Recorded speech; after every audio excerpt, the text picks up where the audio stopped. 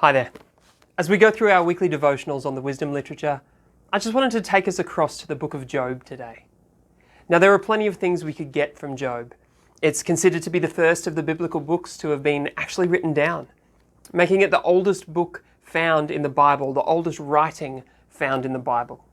It's a book of incredible wisdom, and in future weeks we're going to revisit some of what's going on in this story. However, I want to be a bit cheeky and jump straight ahead to the big moment in this story, going straight to the culmination of everything else that went on, kind of like watching the big reveal in a movie before sitting through the first couple of hours. Now, I don't normally recommend doing this, but I think it's so valuable to us in this moment. See, there are times in our lives, like right now, when we tend to question God, saying, "God, what are you doing?" And that's okay. We're allowed to question God as long as we recognize that even in our questioning, God is still God and still has it all in control, even when we can't see it. We can say, "God, I don't get this, but I'll trust you with that."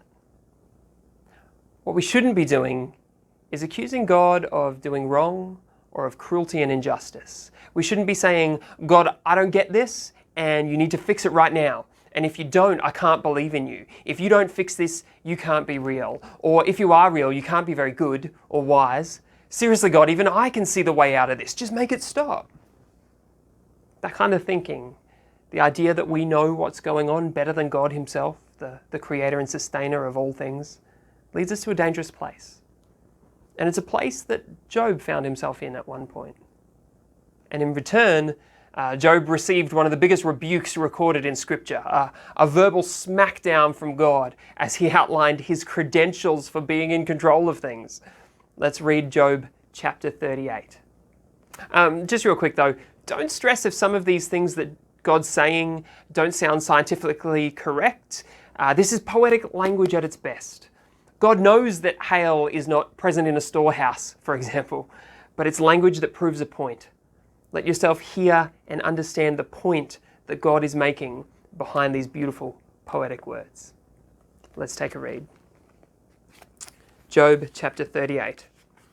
Then the Lord answered Job from the whirlwind. "Who is this that questions my wisdom with such ignorant words?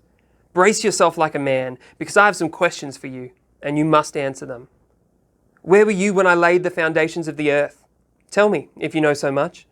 Who determined its dimensions and stretched out the surveying line? What supports its foundations, and who laid its cornerstone, as the morning stars sang together and the angels shouted for joy? Who kept the sea inside its boundaries as it burst from the womb? And I clothed it with clouds and wrapped it in thick darkness.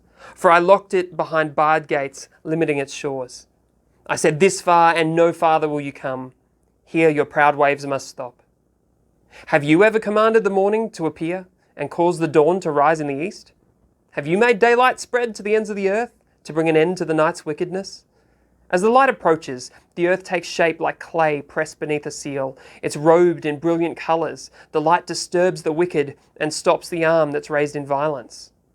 Have you explored the springs from which the seas come? Have you explored their depths? Do you know where the gates of death are located? Have you seen the gates of utter gloom? Do you realize the extent of the earth? Tell me about it if you know. Where does light come from? And where does darkness go? Can you take it each to its home? Do you know how it gets there? But of course you know all this, for you were born before it was all created, and you are so very experienced. Have you visited the storehouses of the snow, or seen the storehouses of hail? I've reserved them as weapons for the time of trouble, for the day of battle and war. Where is the path to the source of light? Where is the home of the east wind? Who created a channel for the torrents of rain? Who laid out the path for the lightning? Who makes the rain fall on barren land, in a desert where no one lives?